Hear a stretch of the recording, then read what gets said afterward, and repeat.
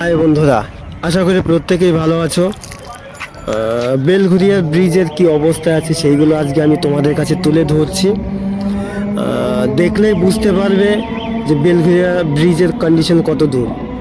একটা সময় ছিল যে সময় বেলঘরিয়া ব্রিজের চারিদিক দিয়ে ভেঙে ভেঙে পড়তো সাধারণ মানুষের গায়ে, সাইড দিয়ে, সেটা কন্ডিশন খুবই খারাপ ছিল। তারপর একবার রিপেয়ারিং হয়েছে, এবার নতুন করে আবার রিপেয়ারিং শুরু হয়েছে, কাজ শুরু হয়েছে। জাস্ট 2 মাস হতে চললো এই কাজটা পুরোটাই এখন, মানে রাস্তায় যোগাযোগ পুরোটাই বন্ধ আছে এই কাজের জন্য। আচ্ছা, 2 মাস হয়ে গেল, 2 মাসের মধ্যে কতটা কাজ হয়েছে না হয়েছে সেইগুলোই আজকে আমি তোমাদের কাছে তুলে ধরবো।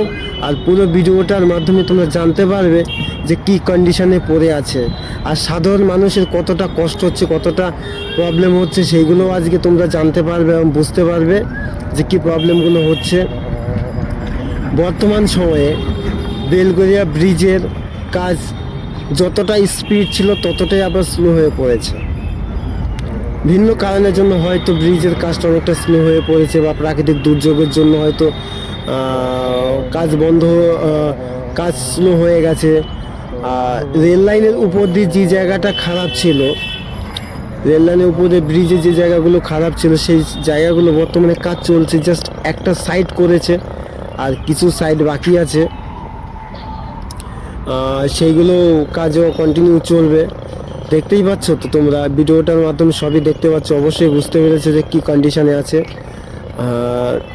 আর যারা দূর দূরান্ত থেকে, অর্থাৎ যারা বাইরে আছো, যারা হয়তো জানো না যে বেলগরিয়া ব্রিজের বর্তমানে বন্ধ আছে বা কতদিন বন্ধ থাকবে, সেই বিষয়ে তো অনেকেই বলছে 4 মাসের মতো বন্ধ থাকবে, কিন্তু সেখানে 2 মাস হয়ে গেল। আদৌ কি পারবে এরা 2 মাসের মধ্যে কাজ কমপ্লিট করে দিতে? আমার ধারণায় মনে হয় এটা 2 মাস হবে না, আরও 4 মাসে হবে না। এটা কমপ্লিট হতে হতে তোমাদের ধরে নিতে পারে এখনও 6 মাস। 6 মাসের মধ্যে এই কাজ কমপ্লিট করা কোনো মতেই সম্ভব না, কারণ ভিন্ন রকমের সমস্যার সম্মুখীন হতে হচ্ছে এদের। একটা কথাই বলতে চাই যে যারা এই ব্রিজ অনেক দিন ধরে ভাবছো যে এইখান থেকে হয়তো কাজ কমপ্লিট হয়ে গেছে, 2 মাস হয়ে গেছে, আর 2 মাস আছে হয়তো যাতায়াত করতে পারে, তাদের কাছে একটা কথাই বলতে চাই, আপনারা ভেবে নিতে পারেন 6 থেকে আরও 7 মাস। এখনও 7 মাস আপনারা অন্য রাস্তা দিয়ে যাতায়াত করতে পারেন, যারা বাস বা লরি বা যারা যে গাড়ি নিয়ে ট্রাভেল করছো তাদের উদ্দেশ্যেই বলছি, আপনারা অন্য রাস্তা খুঁজে নিন। এই রাস্তা 1 বছরের জন্য পুরোপুরি ছেড়ে দিন, 1 বছরের মধ্যে এটা মেরামত হবে। শুধু কাজ একটু নয়, এখানে কাজ আছে প্রচুর। শুধু ভাবছো যে একটা মিডিলের কাজ করলে সমস্যার সমাধান নয়। একটা ব্রিজ বানাতে যতদিন সময় লাগে তার থেকে আমার মনে হয় একটা ব্রিজকে রিপেয়ারিং করতে আমার মনে হয় সেই সময় লেগে যায় প্রায়।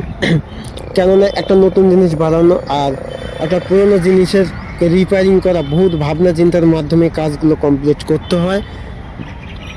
দেখতেই পাচ্ছ পুরো ভিডিওর মাধ্যমে, যারা কষ্ট করে 2 নম্বর গেট হয়ে যাচ্ছ, ঘন্টার পর ঘন্টা দাঁড়িয়ে থেকে বা আধ ঘন্টা দাঁড়িয়ে থেকে ট্রেন পারাপার হবে, তারপরে যে কষ্টগুলো হচ্ছে বা কোনো অ্যাম্বুলেন্সে যেতে অসুবিধা হচ্ছে, তাদের উদ্দেশ্যেও বলছি, যারা পেশেন্ট নিয়ে যাবেন তারা ওই রুট না ধরে তোমরা অন্য কোনো রোড ধরে যাবে, কারণ বেলগেট 2 নম্বর গেটে কন্টিনিউ ভিড় থাকে, যেখানে আপনাকে প্রচুর সময় দাঁড়াতে হবে। আর তাদের উদ্দেশ্যেও যারা পেশেন্টে নিয়ে যাবে, যারা অ্যাম্বুলেন্স যাবে, তো সেই অ্যাম্বুলেন্সগুলো আপনারা যেতে পারেন।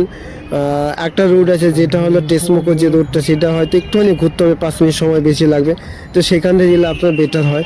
চলো তাহলে পুরো ভিডিওটা দেখতে থাকো, আর কোথায় কী হচ্ছে সব কিছু তোমরা ভিডিওটার মধ্যে জানতে হবে, নিজে চোখেই দেখো কী কন্ডিশনে পড়ে আছে। ঠিক আছে, সবাই সুস্থ থাকবে, ভালো থাকবে।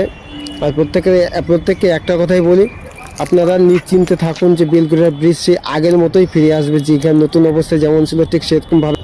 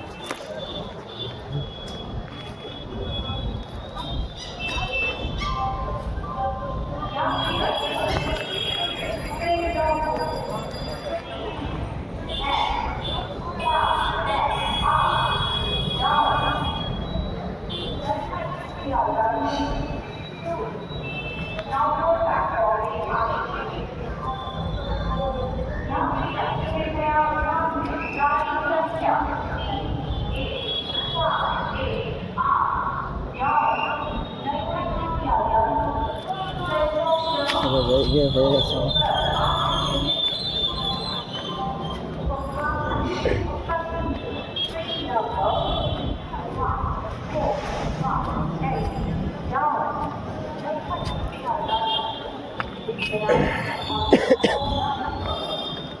মোটা মোটা কাঠ।